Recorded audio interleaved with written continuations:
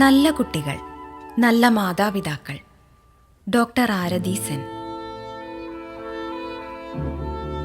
ജീവിതത്തിൽ ആദ്യമായൊരമ്മയായപ്പോൾ ഞാനൊരു സത്യം മനസ്സിലാക്കി. അതായത്, എൻ്റെ മാതാപിതാക്കളോട് എനിക്കുണ്ടായിരുന്ന സ്നേഹവും ബഹുമാനവുമൊക്കെ 10 മടങ്ങ് വർദ്ധിച്ചിരിക്കുന്നുവെന്ന്. കാരണം എന്നെ വളർത്തി വലുതാക്കാൻ അവർ എത്രമാത്രം കഷ്ടപ്പാടുകളും ബുദ്ധിമുട്ടുകളും സഹിക്കേണ്ടി വന്നിട്ടുണ്ടാകുമെന്ന് ഞാൻ തിരിച്ചറിയുന്നത് അപ്പോഴാണ്. ഞങ്ങൾക്കൊരു കുഞ്ഞു പിറന്നപ്പോൾ ഞാനും എൻ്റെ ഭർത്താവും കുറച്ചൊന്നുമല്ല സന്തോഷിച്ചത്. എന്നാൽ വൈകാതെ തന്നെ ഒരു കുഞ്ഞിനെ വളർത്തുകയെന്നത് എത്ര ക്ലേശകരമായ ഒരു ഏർപ്പാടാണെന്ന് ഞങ്ങൾ തിരിച്ചറിയുകയും ചെയ്തു. മാതാപിതാക്കളും മക്കളും, അവരുടെ ബന്ധം, അവരുടെ ജീവിതം, ആ ജീവിതം സമൂഹത്തിൻ്റെ ജീവിതമാണ്, രാജ്യത്തിൻ്റെ ജീവിതമാണ്, രാജ്യത്തിൻ്റെ സമാധാനമാണ്, രാജ്യത്തിൻ്റെ പുരോഗതിയാണ്. കുട്ടികളുടെ ബാല്യകാല അനുഭവങ്ങളാണ് പലപ്പോഴും അവരുടെ ഭാഗധേയം നിർണ്ണയിക്കുന്നത്. ലോകം കണ്ട ഏറ്റവും വലിയ ക്രൂരനായ ഹിറ്റ്ലറെ സൃഷ്ടിച്ചതും മഹാനായ ചാർലി ചാപ്ലിനെ സൃഷ്ടിച്ചതും ഈ ബാല്യകാല അനുഭവങ്ങളാണ്. അതുകൊണ്ട് വളരെ സൂക്ഷ്മതയോടുകൂടി കൈകാര്യം ചെയ്യേണ്ട ഒന്നാണ് കുട്ടികൾ. അവർ മജ്ജയും മാംസവും ജീവനുമുള്ള നമ്മുടെ ജീവൻ്റെ അംശമാണ്. നമ്മൾ പകർന്നു കൊടുക്കുന്ന നല്ല പാഠങ്ങളിലൂടെയാണ് അവർ ഭാവിയിൽ മാതാപിതാക്കളായി മാറേണ്ടത്.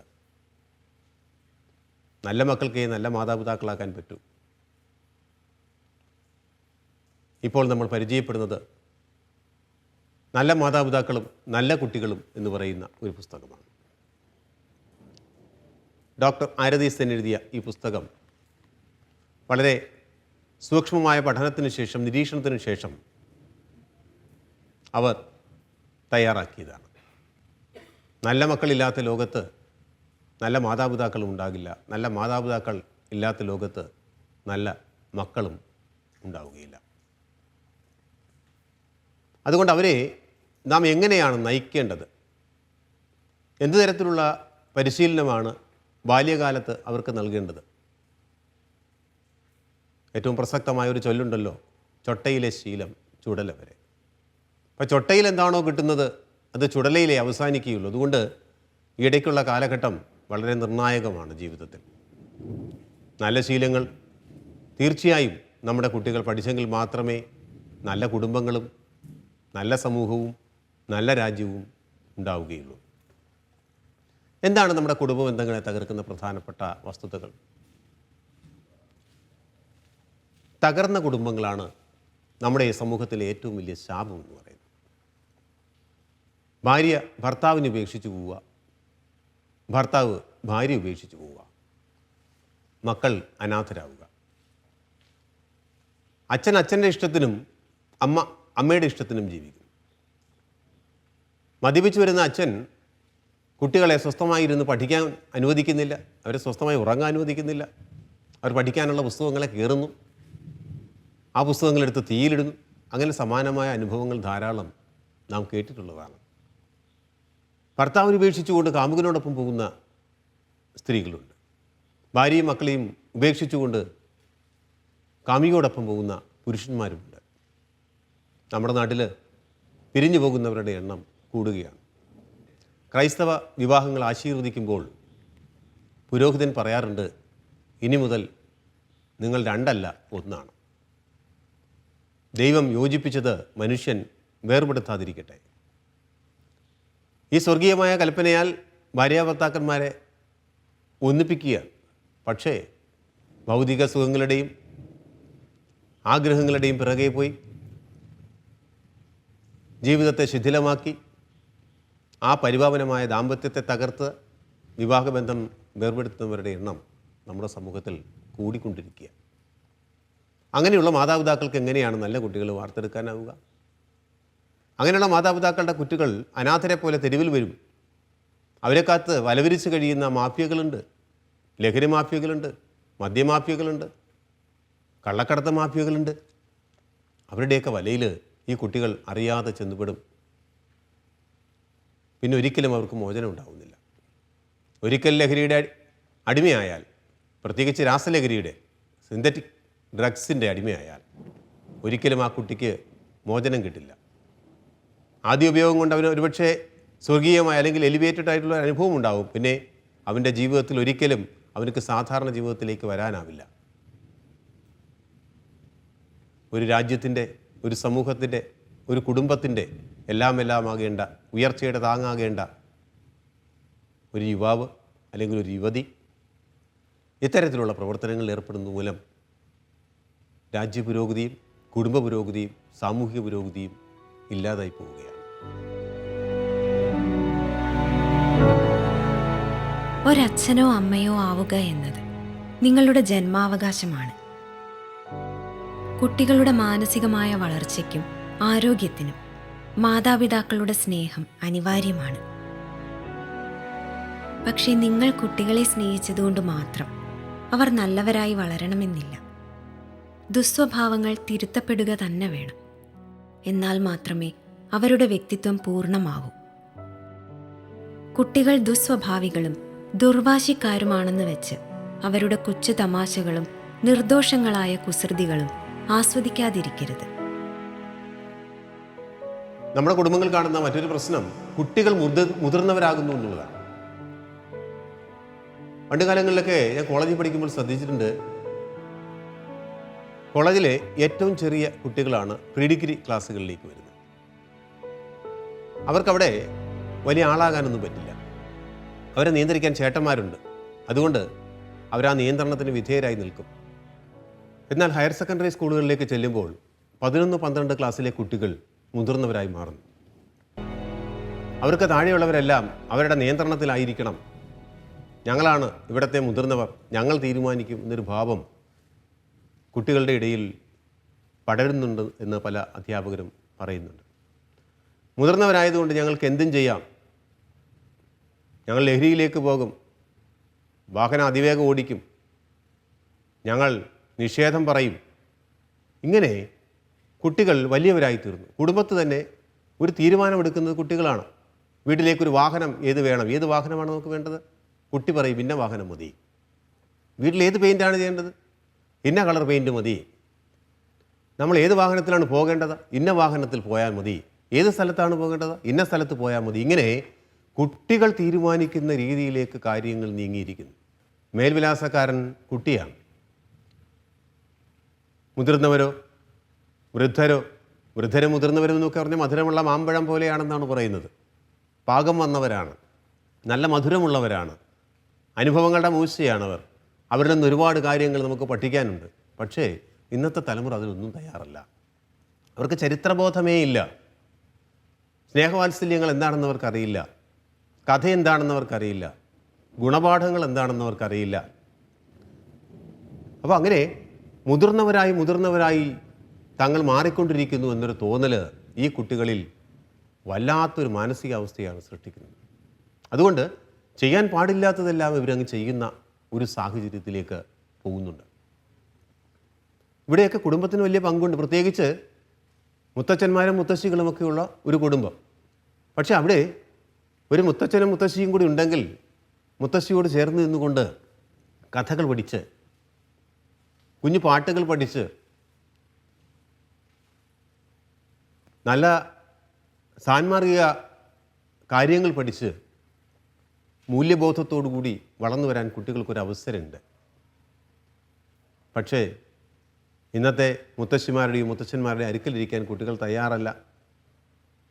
പല കുട്ടികളും സ്കൂളിലേക്ക് പോകുന്നത് നാം കാണുന്നുണ്ട്. റോഡിൽ നിൽക്കും കാണുമ്പോൾ ഇവർ ഗോത്രീയ സംസ്കാരത്തിലേക്ക് തിരിച്ചു പോകുന്നു നമുക്ക് സംശയം തോന്നും. അവരുടെ മുടിയും അവരുടെ വസ്ത്രധാരണവും കുളിയും നനയുമൊന്നും ഇല്ലാത്തൊരവസ്ഥ. ഇവരെങ്ങോട്ടാണ് പോകുന്നത്? പണ്ടൊക്കെ വസ്ത്രം കീറുമ്പോൾ തയ്ച്ച് നമുക്ക് ഉപയോഗിക്കും, അല്ലെങ്കിൽ നാണക്കേടാണ്. ഇന്ന് പുതിയ വസ്ത്രം വാങ്ങി കീറുകയും കീറിയ വസ്ത്രം വില കൊടുത്ത് വാങ്ങി ഉപയോഗിക്കുകയും ചെയ്യുന്ന കുട്ടികളാണ്. അപരിഷ്കൃതരായ ഏതോ ഒരു കൂട്ടം ആളുകൾ സ്കൂളിലേക്ക് പോകുന്നത് പോലെയാണ് നാം കാണുന്നത്.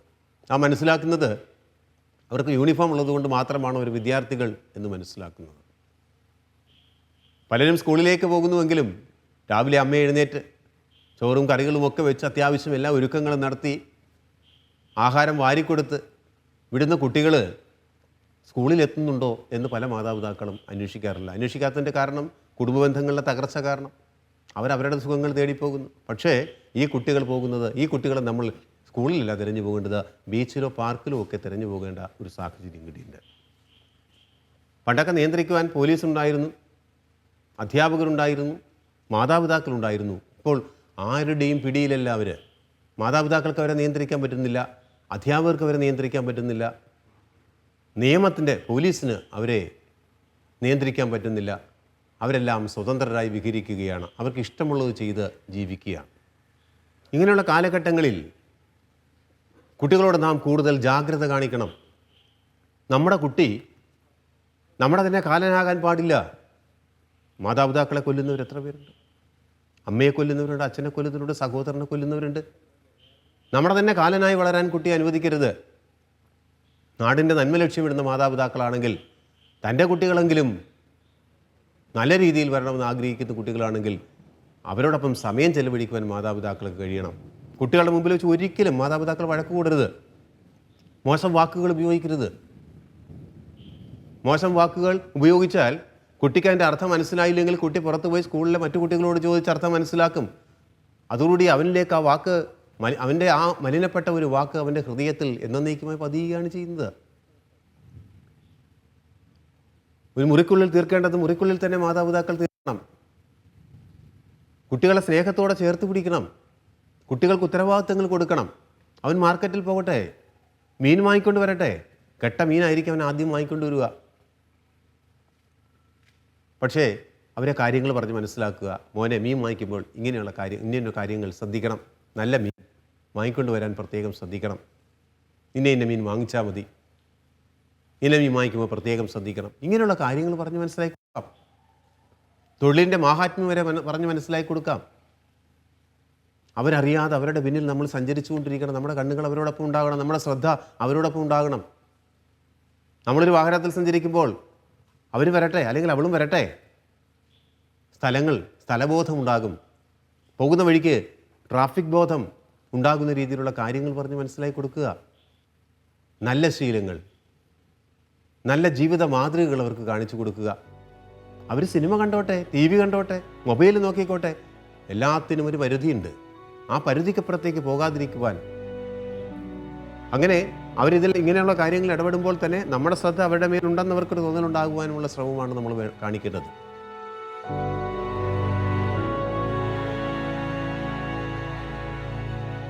ദുർവാശികളും അനുസരണക്കേടുമൊക്കെ മാറ്റി നല്ല കുട്ടിയാവാൻ ശ്രമിക്കണമെന്ന് അവരെ ഉപദേശിക്കുക. അതോടൊപ്പം അവരുടെ കളിചിരികളിലും തമാശകളിലും പങ്കുചേരുക. എന്നും യുവത്വത്തോടെയും ഉന്മേഷത്തോടെയും ഇരിക്കാൻ അത് നിങ്ങളെ സഹായിക്കും. നിങ്ങൾ ജീവിതത്തിൽ ഏറ്റവും വിലമതിക്കുന്നതും നിങ്ങളുടെ ജീവിതത്തിലെ ഏറ്റവും പ്രധാനപ്പെട്ട ഘടകവും നിങ്ങളുടെ കുട്ടികളാണെന്ന് മറക്കാതിരിക്കുക. എപ്പോഴും മാതാവ് അല്ലെങ്കിൽ പിതാവ് ഒരു കൂട്ടുകാരനോ കൂട്ടുകാരിയോ ആയിരിക്കണം. കൂട്ടുകാരോട് പങ്കുവയ്ക്കുന്ന കാര്യങ്ങൾ മാതാപിതാക്കളോട് വന്ന് പങ്കുവയ്ക്കാൻ കുട്ടികൾക്ക് കഴിയുന്ന ഒരു അന്തരീക്ഷം ഒരുക്കണം. ഞങ്ങളുടേതാണ് മാതാപിതാക്കൾ എന്ന ബോധം കുട്ടികൾക്കുണ്ടാകണം. അതുപോലെ തൻ്റെയും മജ്ജയും മാംസവും രക്തവുമൊക്കെയാണ് തൻ്റെ മകൻ എന്നുള്ള ബോധം മാതാപിതാക്കൾക്കും ഉണ്ടാകണം. അങ്ങനെ ഉണ്ടാകുമ്പോൾ മാത്രമേ നല്ല കുടുംബങ്ങൾ ഉണ്ടാകുന്നുള്ളൂ, നല്ല വ്യക്തികൾ രൂപം പ്രാപിക്കുന്നുള്ളൂ, നല്ല സമൂഹങ്ങൾ രൂപപ്പെടുന്നുള്ളൂ, സമൂഹത്തിന് സമാധാനം കൈവരുന്നുള്ളൂ, രാജ്യത്തിൻ്റെ വളർച്ച മുന്നോട്ട് പോവുകയുള്ളൂ. അപ്പോൾ അതിനൊക്കെ ഉതകുന്ന രീതിയിൽ മക്കളെ രൂപപ്പെടുത്താൻ മാതാപിതാക്കൾക്ക് കഴിയണം. ഞാൻ നേരത്തെ പറഞ്ഞു, ഇന്നത്തെ മക്കളാണ് നാളത്തെ മാതാപിതാക്കൾ.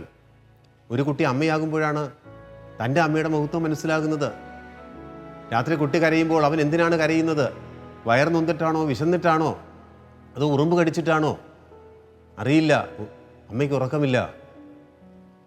അവൻ അപ്പിയിടുമ്പോൾ, അവൻ മൂത്രമൊഴിക്കുമ്പോൾ അത് തുടയ്ക്കാനും കഴുകാനുമൊക്കെ ആയിട്ട് അവൾ ബുദ്ധിമുട്ടുമ്പോൾ സ്വന്തം അമ്മയെ ഓർക്കും, പണ്ട് അമ്മ പറയുമായിരുന്നു, അങ്ങോട്ട് പോകരുത്, അതെടുക്കരുത്, മുഴുവനും കഴിക്കും മക്കളെ.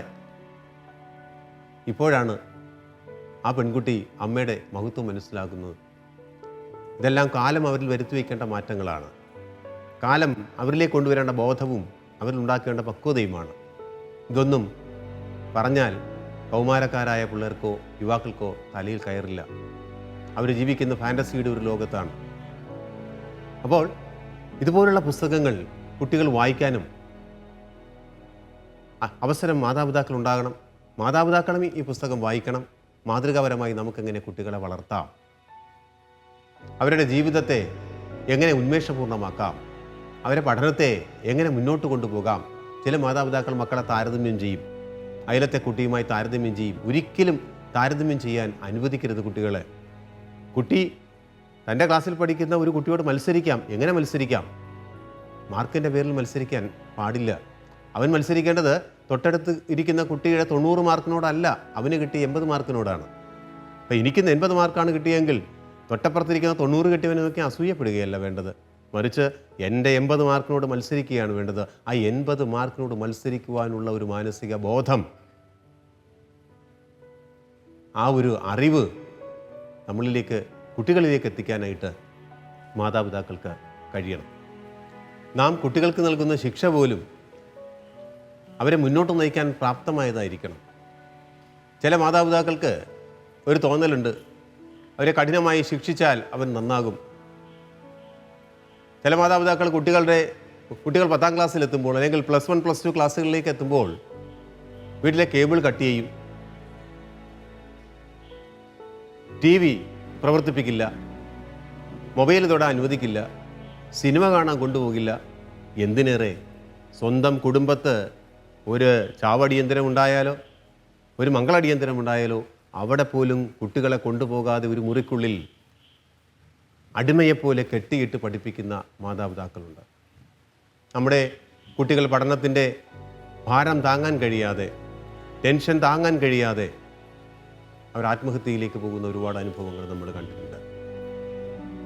ഇങ്ങനെ നമ്മളെ കുട്ടികളെ പഠിപ്പിക്കേണ്ടതിൻ്റെ ആവശ്യമുണ്ടോ?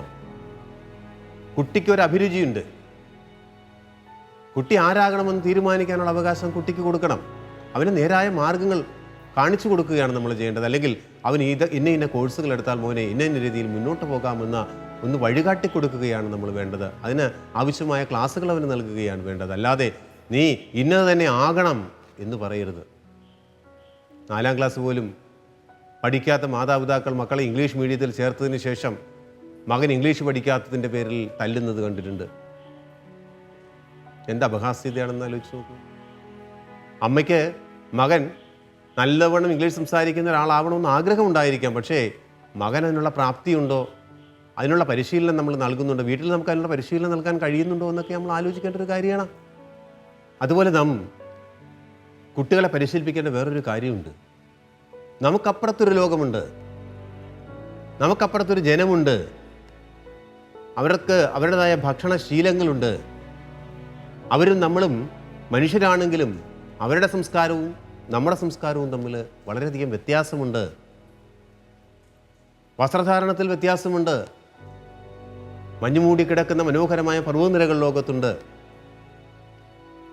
പൂമ്പാറ്റകൾ പാറിപ്പറക്കുന്ന ഭൂപ്പാടങ്ങളുണ്ട്. പ്രക്ഷുബ്ധമായ കടലുകളുണ്ട്. ശാന്തമായി ഒഴുകുന്ന നദികളുണ്ട്. ധാരാളം മൃഗങ്ങൾ അധിവസിക്കുന്ന കാടുകളുണ്ട്.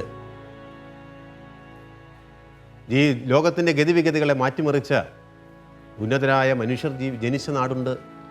അവരുടെ ജീവിതകഥയുണ്ട്. ഇതൊക്കെ കുട്ടികൾക്ക് പരിചയപ്പെടുത്തണം. ആവേശോജ്വലമായ ഒരു കാലമാണ് കുട്ടികളുടെ കൗമാരം എന്ന് പറയുന്നത്. ആ സമയത്ത് കുട്ടികളുടെ മനസ്സ് ഉരുകിയ മെഴുകുപോലാണ്. ഉരുകിയ മെഴുകിനെ ഏത് മോൾഡിലേക്കാണോ നമ്മൾ ഒഴിക്കുന്നത് അതുപോലെയായി മാറും. ഒരു ദൈവരൂപത്തിലേക്കാണ്, ആ ദൈവരൂപത്തിൻ്റെ മോൾഡിലേക്കാണ് നമ്മൾ ഒഴിക്കുന്നതെങ്കിൽ ഒരു ദൈവരൂപം സൃഷ്ടിക്കപ്പെടും. ഒരു പിശാചിൻ്റെ മോൾഡിലേക്കാണ് ഒഴിക്കുന്നതെങ്കിൽ ഒരു പിശാചുണ്ടാകും. അപ്പോൾ ഉരുകിയ മെഴുകിനെ ഏത് രൂപത്തിലും പുനഃസൃഷ്ടിക്കാമെന്നിരിക്കെ അതുപോലെ ഉരുകിയ മെഴുകായ നമ്മുടെ കുട്ടികളെയും നമുക്ക് പുനഃസൃഷ്ടിക്കാൻ പറ്റും. ഒന്നുകിൽ അവർ ആദർശധീരന്മാരായിട്ട് മാറും, അല്ലെങ്കിൽ അവർ നിഷേധികളായിട്ട് മാറും. അതുമല്ലെങ്കിൽ അവർ നല്ല പ്രതിഭയുള്ളവരായി മാറും. അവിടെ വെച്ച് അവർ ചില തീരുമാനങ്ങൾ എടുക്കും. ഭാവിയിൽ ഞാൻ ആരാകണം, എൻ്റെ സ്വപ്നം എന്താണ്, എൻ്റെ ലക്ഷ്യം എന്താണ്, ഞാൻ എങ്ങോട്ടാണ് പോകേണ്ടത്, ഞാൻ ആരെയൊക്കെ കണ്ടാലാണ് എനിക്ക് ആ ലക്ഷ്യത്തിലേക്ക് എത്തിച്ചേരാൻ കഴിയുക, എന്തെല്ലാം പരിശ്രമങ്ങളാണ് നീ നടത്തേണ്ടത് എന്നൊക്കെയുള്ള ബോധ്യങ്ങൾ കുട്ടിക്കുണ്ടാകാൻ സഹായിക്കും. മറ്റുള്ളവരെ സ്നേഹിക്കാൻ, അവരോട് ഒത്തുപോകാൻ, അവനോടൊപ്പം ഭക്ഷണം കഴിക്കാൻ ഒക്കെ കുട്ടിക്ക് അവസരം കൊടുക്കണം. ജാതിയുടെയോ മതത്തിൻ്റെയോ വർഗത്തിൻ്റെയോ അതിവരമ്പുകളൊന്നും, വിദ്വേഷത്തിൻ്റെ അതിവരമ്പുകളൊന്നും കുട്ടിയുടെ മനസ്സിലേക്ക് ഒരിക്കലും വന്നു ചേരാൻ പാടില്ല. നിങ്ങൾ ഇട്ടുകൊടുക്കുന്ന ഒരു കറ, ആ കറ നിങ്ങളൊക്കെ കുട്ടികൾക്ക് ആഹാരം കൊടുക്കുമ്പോൾ കൊച്ചുപ്രായത്തിൽ പുലി വരുന്നേ, പട്ടി വരുന്നേ, അച്ഛൻ വരുന്നേ എന്നൊക്കെ പേടിപ്പിച്ചുകൊണ്ട് ആഹാരം കൊടുക്കും. പക്ഷേ അത് ഒരു ഭയമായി കുട്ടിയിൽ കിടക്കും. ഗർഭിണിയായിരിക്കുന്ന ഒരു പെൺകുട്ടി അനുഭവിക്കുന്ന എല്ലാ വികാര വിചാരങ്ങളും ആ കുട്ടിയും അനുഭവിക്കുന്നുണ്ട്. കുട്ടി ജനിച്ചു കഴിയുമ്പോൾ അമ്മ എന്തൊക്കെ വികാര വിചാരങ്ങൾ കാണിച്ചിട്ടുണ്ടോ, അവൾ ഗർഭാവസ്ഥയിലായിരുന്നപ്പോൾ അവൾ പേടിച്ചിട്ടുണ്ടോ, എങ്കിൽ കുട്ടിക്കും പേടിയുണ്ടാവും. ഇത് വൈദ്യശാസ്ത്രം തെളിയിച്ചിട്ടുള്ള കാര്യമാണ്.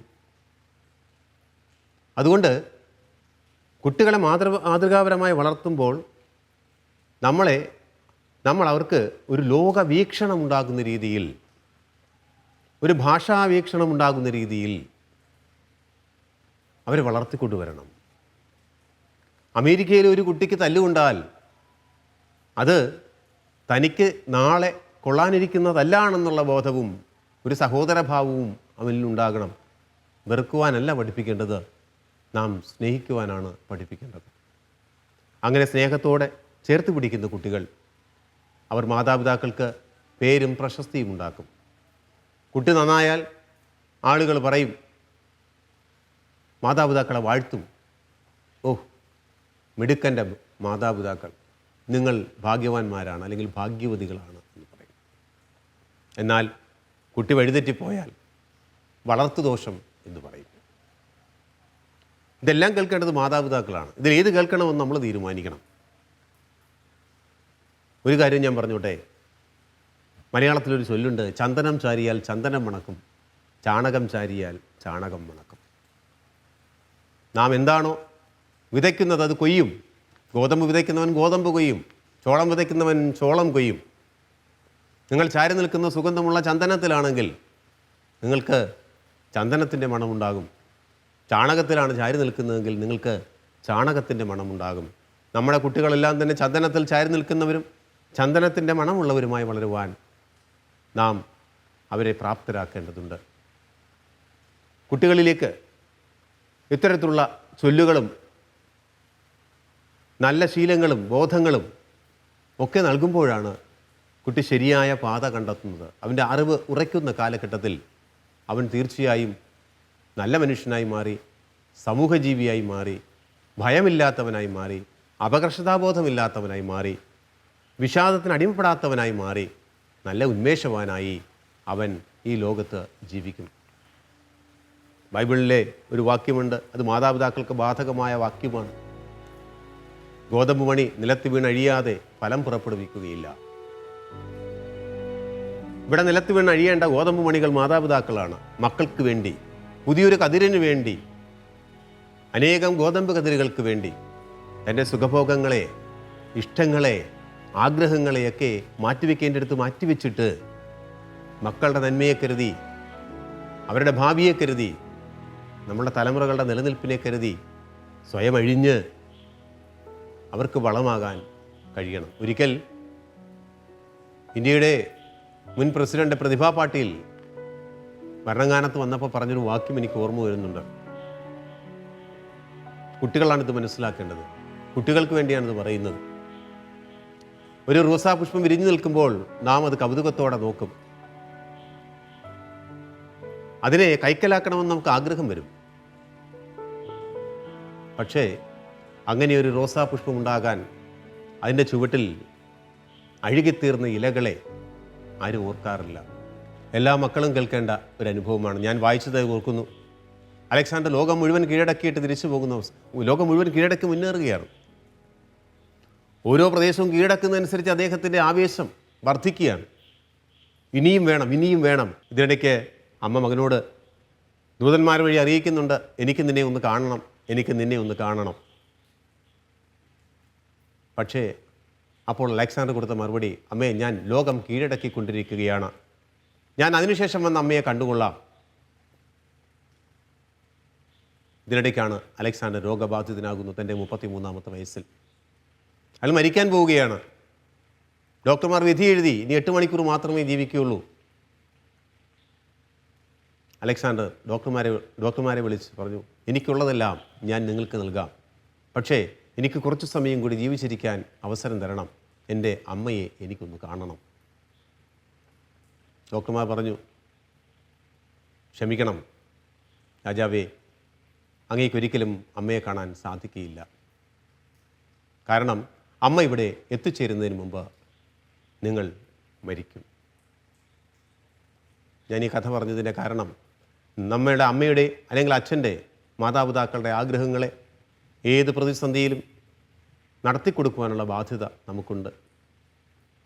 നമ്മളെ കാണുവാൻ അവർ കൊതിയോടെ കാത്തിരിക്കും, നമ്മുടെ വാക്ക് കേൾക്കാൻ അവർ ചെവി കൂർപ്പിച്ചിരിക്കും. അപ്പോഴൊക്കെ അവിടെ ഒരാളപ്പുറത്ത് ഇരിപ്പുണ്ട്, എന്നെ കാത്തിരിക്കുകയാണ്, എൻ്റെ സ്വരത്തിന് കാത്തിരിക്കുകയാണ്, എൻ്റെ കാഴ്ചയ്ക്ക് കാത്തിരിക്കുകയാണ്. അതുകൊണ്ട് ഞാൻ അങ്ങോട്ടേക്ക് പോകും, എൻ്റെ അമ്മയെ കാണും, എൻ്റെ അച്ഛനെ കാണും, ഞാൻ മകനായി തന്നെ ജീവിക്കും എന്ന് പ്രതിജ്ഞയെടുക്കാനുള്ള സമയം കൂടിയാണ് ഈ പുസ്തക പരിചയപ്പെടുത്തൽ. അതുകൊണ്ട് ഈ പുസ്തകം നിങ്ങൾ വായിക്കണം. പുസ്തകത്തിൽ നിന്ന് കിട്ടുന്ന നല്ല അനുഭവങ്ങളിലൂടെ നല്ല മാതാപിതാക്കളും നല്ല കുട്ടികളുമായി മാറാൻ നിങ്ങൾക്ക് കഴിയട്ടെ എന്ന് ആശംസിച്ചുകൊണ്ട് നിർത്തുന്നു. നന്ദി, നമസ്കാരം. പുസ്തകത്തിൻ്റെ പിൻചട്ടയിൽ ഇങ്ങനെ കുറിച്ചിരിക്കുന്നു: ബാല്യകാല അനുഭവങ്ങളാണ് ഒരു മനുഷ്യൻ്റെ ഭാഗധേയം തീരുമാനിക്കുന്നതെന്ന മനഃശാസ്ത്ര തത്വത്തിന് നമ്മുടെ മുൻപിൽ ഒരുപാട് ഉദാഹരണങ്ങളുണ്ട്. ലോകം കണ്ട ഏറ്റവും ക്രൂരനായ ഹിറ്റ്ലറെയും മഹാനായ ചാർലി ചാപ്ലിനെയും സൃഷ്ടിച്ചത് അവരുടെ ബാല്യകാലമാണ്. സൽസ്വഭാവം, ധൈര്യം, സ്നേഹിക്കാനും വിജയിക്കാനുമുള്ള കഴിവ് തുടങ്ങിയ നല്ല സ്വഭാവങ്ങൾ ശരിയായ ബാല്യകാല പരിചരണത്തിൻ്റെ ഫലങ്ങളാണ്. പ്രൊഫഷണലുകളെ പോലെ മാതാപിതാക്കൾക്കും പരിശീലനം ആവശ്യമാണ്. കുട്ടികളോട് എങ്ങനെ പെരുമാറണം, എങ്ങനെ നയിക്കണം എന്നെല്ലാം അവർ അറിഞ്ഞിരിക്കേണ്ടതുണ്ട്.